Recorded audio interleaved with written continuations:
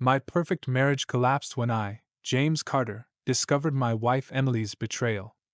In our Brooklyn brownstone with our daughters Lily and Ava, I thought our life was nearly ideal, until her late nights and secretive texts unveiled her infidelity. Confronting her revealed not one, but two affairs, shattering my trust and rewriting our past. In therapy, I wrestle between love and doubt, while Emily tries to prove she's all in. Gossip at a block party humiliated me, and a temptation in Chicago tested my resolve. Our girls sensed the tension, their questions cutting deep. Emily's raw letter and transparency spark hope, but her journal, she's unsure if she loves me, keeps me on edge. Fleeting moments, like a dance in the kitchen, hint at reconnection, but an old email from her lover threatens our progress. In therapy, we write new vows, choosing to rebuild step by shaky step. A year later, a Cape Cod trip looms as a test of our fragile bond. Can we mend what's broken, or will doubt win? Stay with me to find out how this story ends, and don't forget to like and subscribe. I'm James Carter, 38 years old, and my world collapsed 5 months ago. My wife, Emily, betrayed me, and the grief is a weight I carry like a shadow. We've been married for 12 years, living in a cozy brownstone in Brooklyn, New York, with our two daughters, Lily, 9, and Ava, 6. Our life wasn't perfect, but it was close, comfortable, connected, filled with love. Or so I thought. My job as a project manager kept us secure, our intimacy was a steady flame, and we moved through life as a team. We shared everything, joys, fears, frustrations, and faced challenges together. Emily, 36, chose to be a stay-at-home mom after Lily was born, and I made sure she had support, help with chores, time for herself, anything to keep her grounded. But about 8 months ago, Emily started to change. She mentioned feeling trapped, like she was losing herself in the chaos of motherhood. I didn't fully understand. She had breaks, evenings out with friends, even yoga retreats I encouraged. Still, I listened. Take what you need, I told her. Go to the spa, book a solo trip, whatever helps you feel whole. I wanted her to thrive. So, she planned more outings, girls' nights at trendy Manhattan bars, a weekend in the Hamptons with college friends. I'd stay home, tucking the girls into bed, happy she was recharging. Then the cracks appeared. Small, but undeniable. She'd come home late, her phone buzzing constantly, and she'd tilt the screen away when I was near. She made strange comments, like suggesting we rent a pied a terra in the city for space. Once over dinner, she laughed about how free our newly divorced friend Sarah seemed, saying, "Maybe there's something to starting over." I brushed it off, but it lingered. Then came the night she forgot to log out of her iPad, left open on the kitchen counter. I wasn't snooping, but a message preview from Chris caught my eye. My gut twisted. I tapped the screen, and there it was, months of texts, flirty, then explicit. Plans to meet at a Soho hotel. Details that made me sick. The worst? A message sent hours after we'd been intimate, where she apologized to him for feeling guilty about me. It was a punch to the soul. I confronted her that night, my voice low so the girls wouldn't hear. Emily didn't deny it. She sat on the couch, head in her hands, and admitted she'd been seeing Chris, a 40-year-old graphic designer from an art gallery event. It wasn't a mistake. It was deliberate, spanning weeks. She said she felt alive with him, rediscovering herself. But she swore she loved me, didn't want to lose our family. Her tears felt rehearsed, her words hollow. We've been on eggshells since. We keep things normal for Lily and Ava, who don't know why I'm in the guest room. We started couples therapy, and Emily's in individual sessions. She says she's committed, but her actions don't align. She's still planning a girls' trip to Miami, and when I asked her to cancel it, she got defensive, saying she needs it. If I'd betrayed her, I'd be begging for forgiveness, rearranging my life to prove I was all in. Her half-hearted remorse cuts deeper than the betrayal. I've told only my brother, Mark, and my friend Tom, asking them not to vilify her. I don't want Emily to be the villain, even if she's broken me. I still love her, the woman who sang off key to the girls, laughed over cheap wine on our anniversary, built this life with me. She's in there somewhere. But I can't unsee those texts, can't unfeel her choosing someone else. Every glance at her is a mix of the woman I vowed to love and the stranger who shattered my trust. Nights are brutal. I lie awake, replaying every moment, wondering what I missed. Was I too focused on work? Did I not see her struggling? Or was this just her, chasing a thrill at our expense? Therapy helps, but it's slow, like rebuilding after a fire. Divorce looms, but the thought guts me, for the girls, for the life we dreamed. I picture Lily asking why we don't live together, and it's unbearable. I found a photo from our Cape Cod trip 2 summers ago. We're on the beach, the girls building a sandcastle, Emily's arm around me, her smile real. I stared at it for an hour, trying to reconcile that woman with the one who planned hotel meetups. I don't know if we can recover. Emily says she wants to try, but I'm not sure I can meet her halfway. Trust isn't a switch. I'm stuck, loving someone who hurt me in ways I never imagined. I want to wake up from this nightmare, but the truth is there every morning, heavy and unyielding. I can't stay in this pain. Something's got to give. It's been a month since I found those texts, and I'm still reeling. The brownstone feels like a stage where we play civil parents, functional spouses. Every glance at Emily, every forced smile, reminds me of her betrayal. Therapy is like walking on broken glass, each session digs into the mess, but I'm not sure it's building anything. Emily says she's sorry, her eyes red from crying, but there's a disconnect. In one session, she admitted she felt suffocated by our life, drowning in routine. I wanted to scream, suffocated? I'd given her time, space, support. I'd reshaped my life for her. But I didn't yell. I nodded, while Dr. Larson scribbled notes. 2 weeks ago, I thought I'd seen the worst. I was wrong. I'd avoided Emily's phone since finding the texts, not wanting to spiral, but instinct, or masochism, made me check her email one night while she was at a book club. I doubted. In her deleted folder was an email from Chris, dated days after our confrontation. I know you're trying to fix things with him, he wrote, but I can't stop thinking about you. Tell me there's a chance. My hands shook. She hadn't replied, but she hadn't blocked him or told me. Worse, there was a draft she never sent. I don't know what I want anymore. That line haunted me. I didn't confront her immediately. I needed time to process, to decide if I could fight for a marriage she wasn't sure she wanted. I threw myself into being a dad. Lily's been asking why I'm sad, her brown eyes searching mine, and it kills me to lie. Just work stuff, kiddo, I say, ruffling her hair. Ava's clingier, sensing tension. I take them to Prospect Park, pushing swings, pretending to be the fun dad while my mind churns. These moments with them keep me grounded. Last weekend, things worsened. We'd agreed to keep our mess private, for the girls and our sanity. I'd only told Mark and Tom, swearing them to secrecy.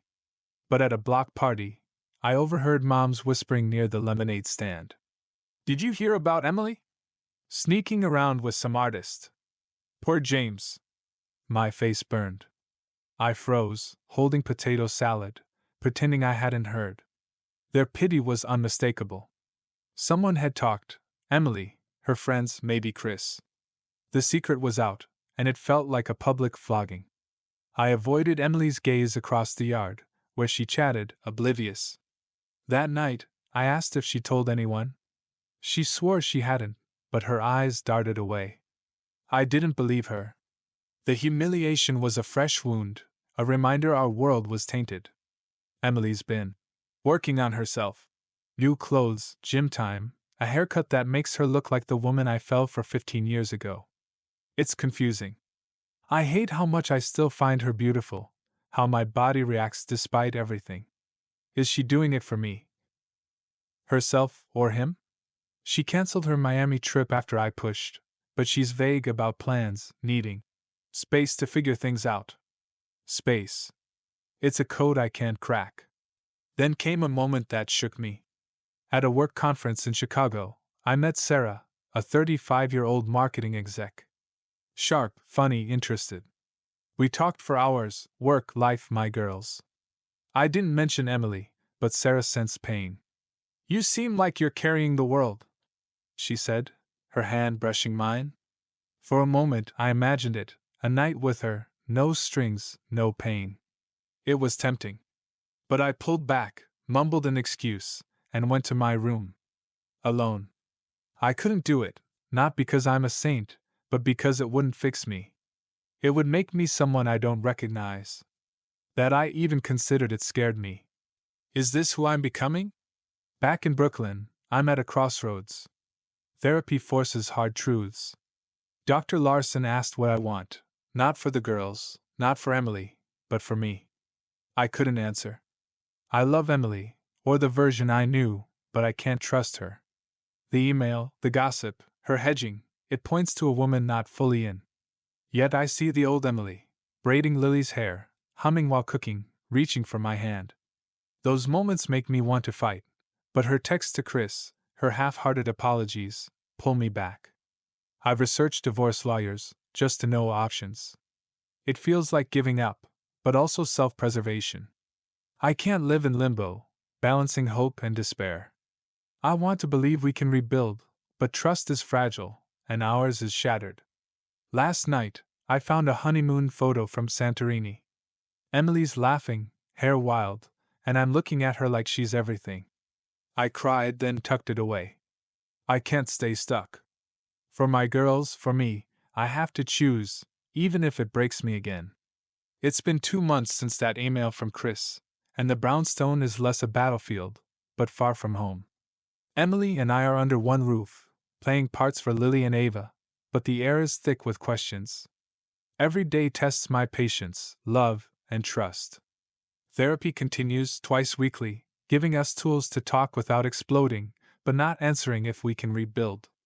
3 weeks ago, Emily dropped a bomb in therapy. We were arguing about her space, when she broke down, sobbing like the night I confronted her. I didn't tell you everything, she said. My stomach dropped. Dr. Larson urged her on. Emily admitted her affair with Chris wasn't her first. 2 years ago, during a rough patch when Ava was a toddler and I worked late, she had a brief fling with a coworker from a freelance gig. It was just a few weeks, she said, ending before it got serious, but she never told me. She carried that secret, and it fueled her spiral with Chris. I've been running from myself, she said. I didn't know how to fix what I'd done. I was numb. The room closed in. 1 affair was bad enough, but 2? It was like learning our marriage's foundation was cracked years ago. I didn't speak much in that session. At home, I locked myself in the guest room. For days I barely spoke to her, not from anger but because I didn't know who she was. The Emily I loved felt like a ghost, replaced by a stranger with secrets that rewrote our past. I questioned everything, late nights, girls' trips. Was anything real? Lily noticed. She's too smart. One night, reading her a bedtime story, she touched my cheek and asked, Daddy, are you and Mommy fighting because of me? It broke me. I hugged her, said it wasn't her fault, that grown-ups have hard things. Her question lingered, a reminder our mess was seeping into the girl's world. I doubled down on being there, homework, ballet, anything for stability. It was also a way to avoid Emily. Last month, I did something I'm not proud of. I tracked down Chris. I needed answers, closure. A mutual friend connected us. He agreed to meet at a Williamsburg coffee shop. I expected a villain, but Chris was just a guy, mid-40s, tired eyes, nervous tick. He didn't defend himself. I didn't know she was married at first, he said. By the time I did, I was in too deep. Emily had called our marriage stagnant, said she felt invisible. It stung not because it was true, but because it was her truth. And she hadn't shared it with me. The talk was short, brutal. Chris admitted pushing her to leave me, thinking they had a future. When she pulled back, he was hurt but not surprised. She loves you, he said reluctantly. She just doesn't know how to live with herself. I left more confused. I wanted to hate him, but he was a symptom. The issue was Emily, and me, for missing the cracks. When I told Emily, she was furious, not at Chris but at me for invading her privacy. It sparked our worst fight, in the kitchen after the girls slept. "You don't get to play the victim!" I shouted. "You broke us, Emily!" She fired back, saying I'd been checked out, too focused on work to see her unraveling. It was her first honest resentment, and it hit hard. We stood, panting, strangers. Then she cried, and I did too. We were grieving the same loss, the marriage we thought was unbreakable. Something shifted after. Emily made changes, not just promises. She quit her book club, a cover for Chris. She gave me access to her phone, email, wanting transparency. In therapy, she opened up about motherhood making her feel invisible. Dr. Larson pushed trust exercises, date nights, letters about our future. I was skeptical but tried. One night, at an Italian place in Park Slope, it felt like old times, laughing, talking, flirting. She reached for my hand, and I let her. I didn't flinch. But hope was fragile. A week later, I found her journal on the nightstand. I shouldn't have read it, but I did. It was full of guilt, shame, but also longing for freedom. One line gutted me. "I love James, but I don't know if I'm in love with him anymore." It was dated days before our date night. I didn't tell her I'd read it. I couldn't face another fight, but it planted doubt. Was she saving our marriage or afraid of losing our life? I pulled back, and she noticed. "You're shutting me out," she said, trembling. I didn't deny it. I didn't know how to let her in. The girls anchor me. Lily's talent show was last week. She sang a song about a bird finding home. I cried, proud but lost, like that bird. Ava draws us holding hands. I don't know how to tell her that might not happen. I take them to the Botanic Garden, read extra stories, holding on to something pure Emily's betrayal can't touch. Dr. Larson gave an ultimatum. Decide to be all in or plan separation. "You can't stay in limbo," she said. It was the push I dreaded. I've met a divorce lawyer, not to file, but to understand custody, finances, the house. It's scary but empowering. I haven't told Emily. Emily's trying harder, cooking my favorites, leaving notes, suggesting vow renewal. I want to believe it's real, but her journal, her secrets haunt me. I watch her, analyzing every word, glance, fearing she'll slip back. It's exhausting. Yesterday, I took the girls to Coney Island. We rode the Ferris wheel, ate cotton candy, laughed. For hours I was myself, not the broken man Emily made. Lily asked for a family vacation. Like we used to. I said we'd try, but I crumbled inside. I want that, but I don't know if we can. This morning, Emily asked me to meet at a Dumbo cafe. Something in her voice, steady, urgent, made me go. She was there, coffee untouched, eyes clear, like she'd decided something. "I need to tell you something," she said. I braced for another blow. But it wasn't. She'd contacted Chris one last time, to end it. She showed me the email. "I'm choosing my family. Don't contact me again." She'd blocked him, deleted everything. Then she slid a letter across the table. "Read it later," she said. "I'm all in. I know I've hurt you, but I'm done running. I want us, James." I didn't know what to say. Part of me wanted to hold her, believe her. The other part, burned too often, held back. I took the letter and left, promising to talk tonight. I read it in my car by the East River. It was raw, honest. She wrote about her shame, fear of losing herself, how she'd poisoned our marriage. No excuses, no blame. She asked for a chance to be the wife I deserved. "I love you," she wrote. "Not the idea of you, not our life, but you." I'm processing. The letter felt like the Emily I loved, but trust needs more than words. We have a long road, therapy, hard talks, maybe a trial separation. But for the first time, I feel hope, not just for the girls, but for me. I don't know if we'll make it, but we might. Tonight, we'll talk about what's next. I'm giving her a chance, not because I'm naive, but because I owe it to myself to see if she's still there. It won't be easy. I'll doubt her myself. But I'm done with limbo. I'm trying, one step at a time, for Lily, Ava, and the part of me that believes in us. If it fails, I'll walk away knowing I gave everything. For now, I hold her letter, that flicker of hope, and the chance to rebuild something scarred but honest. It's been 6 months since I found those texts, and I'm still James Carter, still 38, still navigating this fractured life.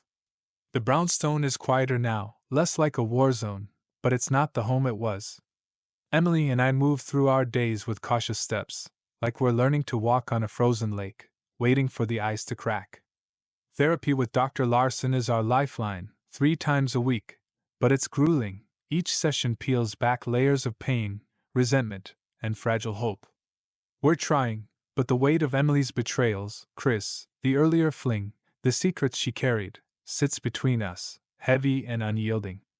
The letter she gave me in Dumbo was a turning point, or at least I thought it was.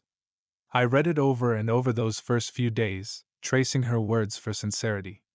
She'd laid herself bare, admitting her failures, her insecurities, her fear of losing me. It was the first time I felt she wasn't just apologizing to save face. That night, when we sat down to talk, I didn't hold back. I told her how her secrets had rewritten our history, how I questioned every moment we'd shared. I don't know who you are anymore, I said, my voice steady but raw. And I don't know if I can love someone I don't trust. She didn't flinch, didn't get defensive. She just nodded, tears falling, and said, I know. I'll do whatever it takes to show you I'm here. For a while, it seemed like she meant it. She stuck to her promises, full transparency with her phone, no more book club, excuses, no vague plans for space. She started small gestures that hit me harder than I expected, leaving my favorite coffee on the counter, tucking a note in my briefcase that said, I'm still fighting for us. In therapy, she dug deeper, talking about how motherhood had stripped her sense of self, how she'd felt like a ghost in her own life. I didn't know how to tell you, she said, looking at me across Dr. Larson's office. I didn't want you to think I was weak. It was the first time I saw her vulnerability as something other than an excuse, and it softened me, just a little. But softening doesn't mean healing. The journal entry I'd read, her doubt about being in love with me, still gnawed at me. I hadn't told her I'd seen it, but it colored everything. Every time she smiled, reached for my hand, or laughed with the girls, I wondered if it was real or just her trying to hold on to our life. I caught myself analyzing her every move, waiting for a slip, a sign she was still running. It was exhausting, and it made me feel like someone I didn't recognize, a paranoid version of the man who used to trust her implicitly. Lily and Ava kept me tethered. Lily's been picking up on more, her questions sharper. One evening, as we baked cookies, she asked, Are you and Mommy going to get a divorce like Emma's parents? Emma's her best friend, whose parents split last year. I froze, the cookie dough sticky on my fingers. We're working hard to stay together, kiddo, I said, forcing a smile. Sometimes it's just tough. She nodded, but her eyes were skeptical, and it gutted me. Ava's less aware, but she started crawling into my lap more, clinging like she knows something's wrong. I pour everything into them: weekend trips to the zoo, bedtime stories, silly dance parties in the living room. It's my way of shielding them, but also of reminding myself there's something worth fighting for. About a month ago, something happened that tested us again. Emily's college friend, Rachel, came to town for a weekend. Rachel's single, always been a bit wild, and I'd never trusted her influence on Emily. When Emily said they were going out for drinks, I felt that old twist in my gut. Just the two of you? I asked, trying to sound casual. She nodded, but her eyes flicked away, and I didn't believe her. I hated myself for it, but I checked her phone after she left. No texts from Chris, no suspicious emails, just a group chat with Rachel and another friend planning the night. I felt a wave of relief, but also shame. Was this who I was now, snooping like some jealous teenager? When Emily got home, a little tipsy but on time, she kissed my cheek and said, "Miss you tonight." I wanted to believe her. The doubt lingered, a quiet poison. The next week, in therapy, I brought it up. I checked her phone. I admitted, my face hot with embarrassment. I didn't want to, but I couldn't stop myself. Dr. Larson didn't judge, just asked how it felt. "Like I'm losing myself," I said. "I don't want to be this guy." Emily looked stricken, her hands twisting in her lap. "I hate that you feel like you have to do that," she said. "I know it's my fault." Dr. Larson suggested a new exercise, a trust journal, where we both write down moments we felt trust, or didn't, and share them weekly. It sounded cheesy, but I agreed. My first entry was about that night with Rachel. "I want to trust you, but every time you leave, I'm back in that kitchen reading those texts." Emily's entry was simpler. "I saw you smile at Ava today, and it reminded me why I'm fighting. I'm so sorry I broke us." Reading her words cracked something in me. Not enough to erase the pain, but enough to make me try harder. We started doing more together, small things, cooking dinner, watching a movie after the girls were asleep. One night, we ended up on the couch, her head on my shoulder, and for a moment, it felt like us again. But then I'd remember her journal, her doubt, and I'd pull back. She'd notice, and the air would get heavy again. It was a cycle we couldn't break.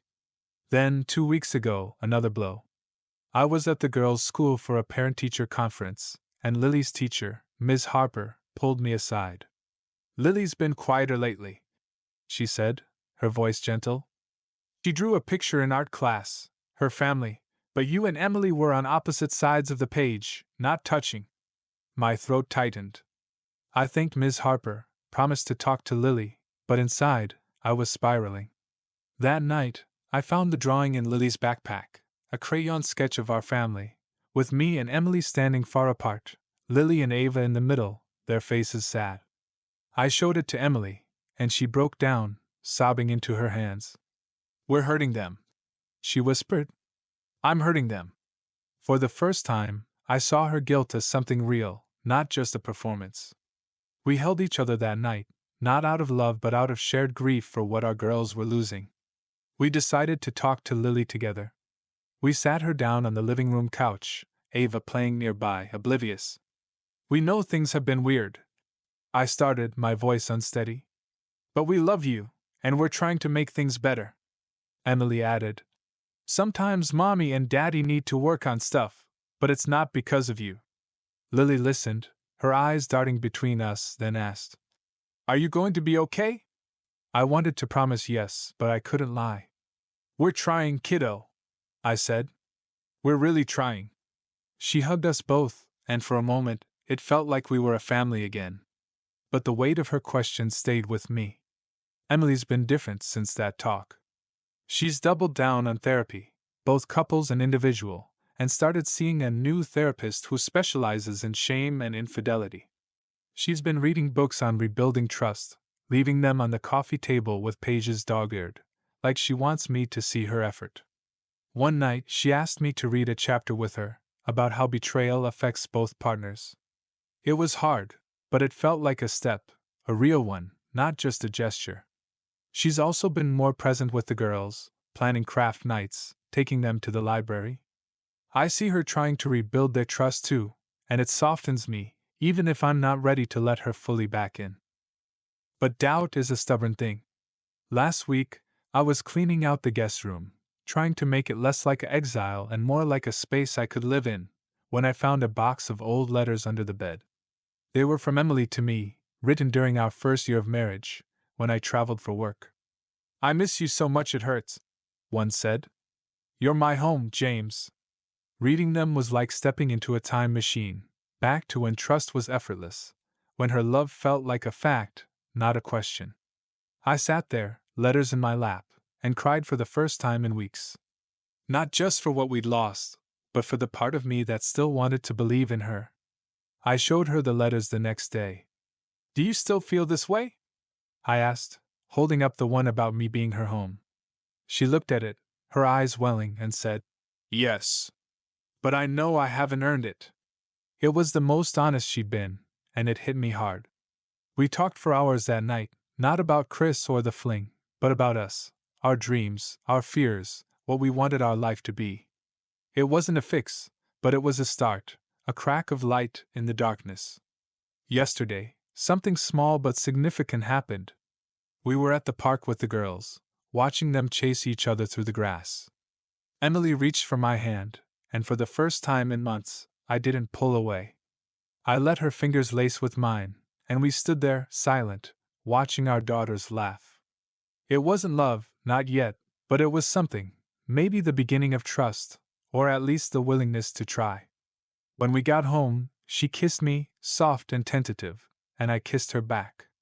It wasn't passionate, but it was real, and that was enough for now. It's been 8 months since the texts, and I'm still here, still James, still 38, still piecing myself together. The brownstone is starting to feel like a home again, but it's different, scarred, like us. Emily and I are trying, harder than ever, but it's not a straight line.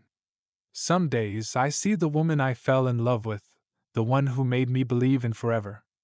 Others I see the stranger who broke me, and I wonder if I'm fooling myself. Therapy is our backbone. Dr. Larson has become a fixture, guiding us through the muck with a patience I don't deserve. We've moved past the crisis phase, she says, into the rebuilding phase, but it doesn't feel like rebuilding. It feels like starting over, from scratch, with someone I'm not sure I know. Emily's been consistent, transparent, present, engaged. She stopped talking about space and started talking about us. She's even suggested we take a weekend away, just the two of us, to reconnect. I'm not ready for that, not yet, but the fact that she's asking feels like progress. The girls are our compass. Lily's less anxious, her drawings now showing us closer together, though not quite touching. Ava's back to her carefree self, demanding piggyback rides and giggling at my bad jokes. We've been honest with them, in an age-appropriate way, about us working on our relationship. We love each other. Emily told them last week, her hand on mine. But sometimes love needs extra help. Lily nodded, like she understood, and Ava just asked for ice cream. It's not perfect, but it's honest, and that's more than we had months ago. Last month, we hit a new milestone. Emily suggested we write new vows, not to replace our old ones, but to reflect who we are now. It felt like a gimmick, but I humored her. We sat at the kitchen table, the girls asleep, and wrote in silence. Mine were short. I promise to try even when it hurts. I promise to be honest even when it's hard. I promise to choose us, as long as we're both fighting. Emily's were longer, full of regret but also hope. I promise to earn your trust every day. I promise to love you, not just with words but with actions. I promise to be your home again. We read them to each other, and I cried, not from pain, but from the weight of possibility. We didn't renew them formally, didn't make a ceremony. We just folded the papers and tucked them away, a quiet pact to keep going. But it's not all progress. I still have moments of doubt, flashes of anger that catch me off guard. Last week, I saw a man at the grocery store who looked like Chris, same build, same scruffy beard, and my heart raced, my fists clenched. It wasn't him, but the reaction shook me. I told Emily about it, and she didn't flinch. I hate that I did this to you, she said, her voice steady. Tell me what you need. I didn't have an answer, but her willingness to hear me, to sit with my pain, was something new. I've been working on myself, too. I started seeing my own therapist, separate from Dr. Larson, to untangle the mess in my head. It's helped me see how much I've changed, how Emily's betrayal made me question my worth, my ability to love. I've also started running again, something I used to do before life got so heavy. The rhythm of it, the burn in my lungs, clears my mind. I'm not running from her, not anymore. I'm running towards something, myself, maybe, or the man I want to be. The neighborhood gossip has faded, replaced by new scandals, but the memory of that block party still stings. I've learned to let it go, mostly. Our friends, the ones who matter, have rallied around us, offering support without judgment. Tom and his wife had us over for dinner last week, and it was the first time in months I felt normal, laughing over wine, talking about anything but our marriage. Emily was there, her hand on my knee under the table, and I didn't pull away. It wasn't a grand gesture, but it was enough. Yesterday, we took the girls to the Brooklyn Bridge, something we used to do as a family. We walked across, the city sparkling below, and Lily pointed out the Statue of Liberty, her face lit up. Ava clung to my hand, chattering about school. Emily walked beside me, close but not touching, and for a moment I could see it, a future where we're not just surviving, but living. Not the life we had, but something new, built on honesty, not illusions. Tonight, we're planning a family movie night, the girls' choice. Emily's making popcorn, and I'm setting up the couch with blankets. It's small, but it's ours. I don't know if we'll make it, not for sure. There are days I still see those texts, hear her journal's words, and wonder if I'm crazy to try. But then I see her with the girls, hear her laugh, feel her hand in mine, and I think maybe, just maybe, we can rebuild. Not to what we were, but to something stronger, scarred but real.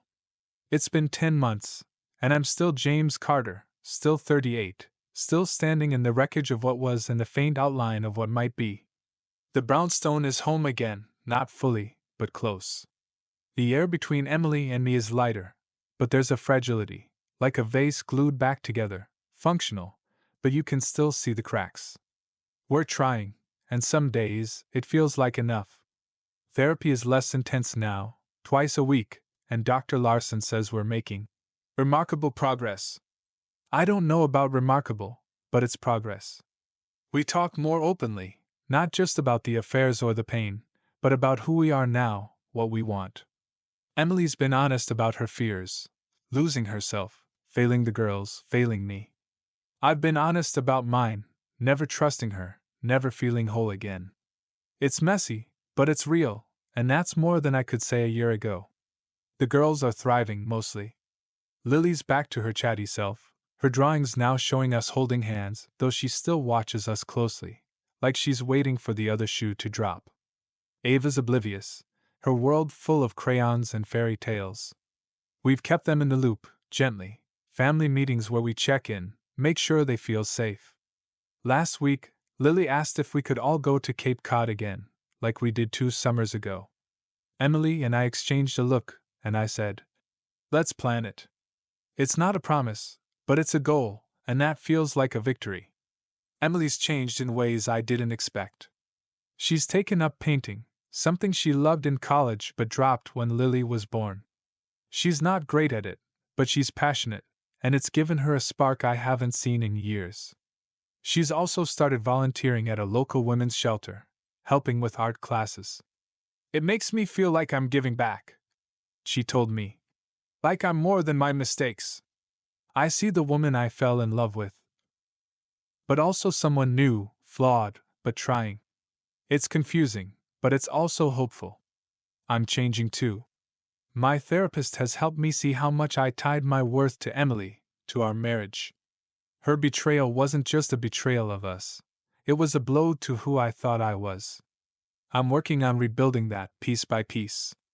Running has become my sanctuary, and I've started writing, too, not for anyone else, just for me. It's a way to process, to make sense of the chaos. I wrote about the day I found the texts, and reading it back was like exorcising a demon. I didn't show it to Emily, but I might someday. We've had setbacks. A month ago, I found an old email from Chris in her spam folder, not new, but from before she cut contact. It was nothing, just a promotional thing from his art gallery, but seeing his name sent me spiraling. I confronted her, not yelling, but cold. "Why is this still here?" I asked. She looked panicked, said she hadn't seen it, hadn't thought to check spam. I believed her, but it took days to shake the feeling. She offered to delete her email account entirely, start fresh, but I told her no. "It's not about the email," I said. "It's about me not knowing how to let go."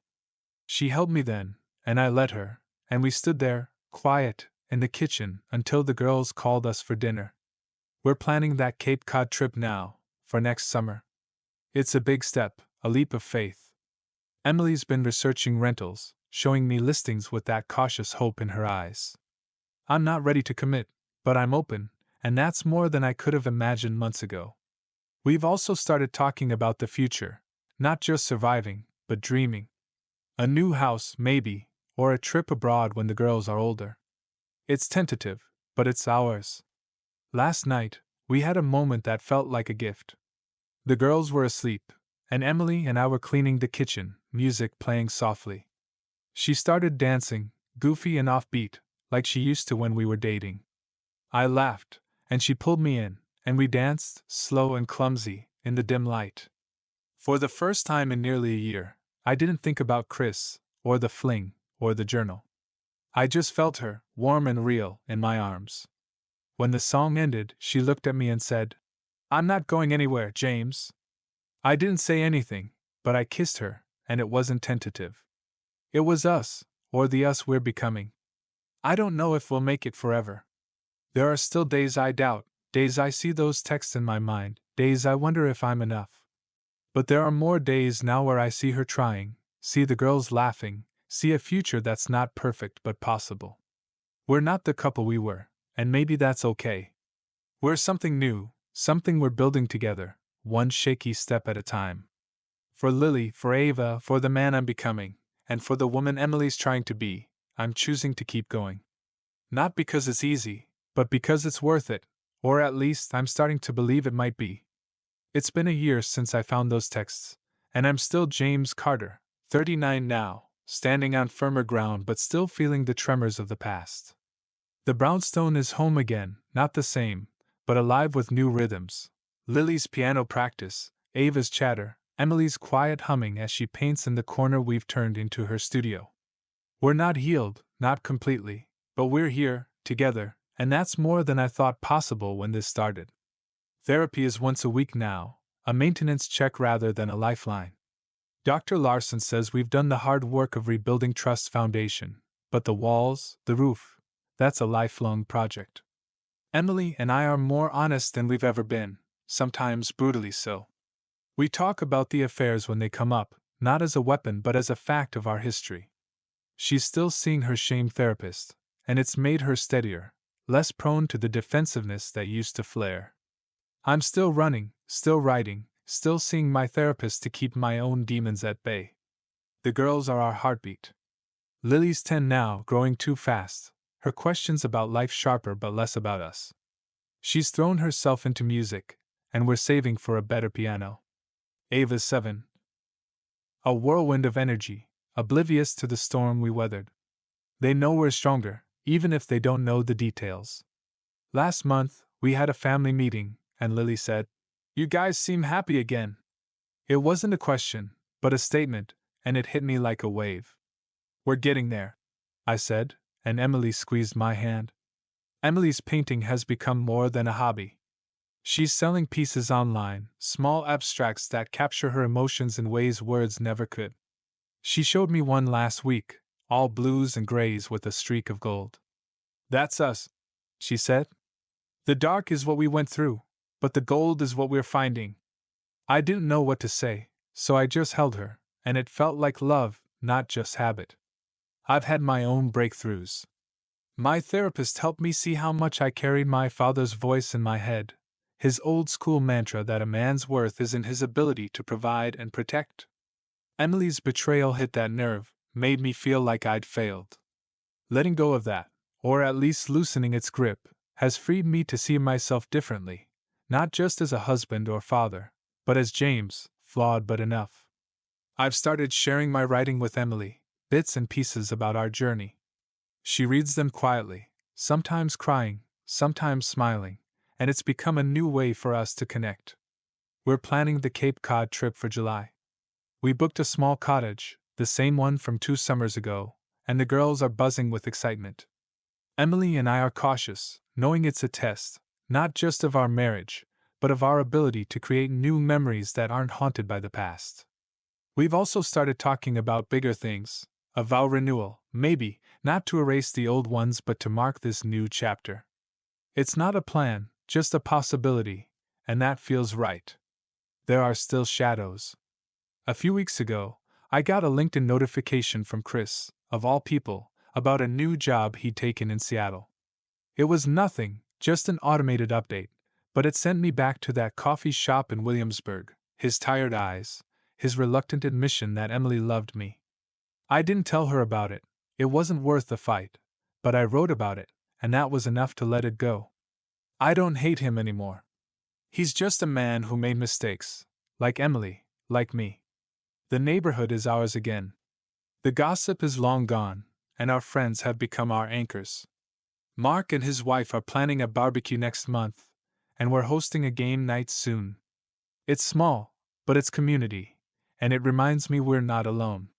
Tom's been my rock, checking in without pushing, and I'm grateful for his silence as much as his words. Last night, we had another moment that felt like a milestone. The girls were at a sleepover, and Emily and I had the house to ourselves. We cooked together, something we hadn't done in years, pasta from scratch, wine flowing, music loud. We laughed, really laughed, and when we ended up in bed, it wasn't just physical.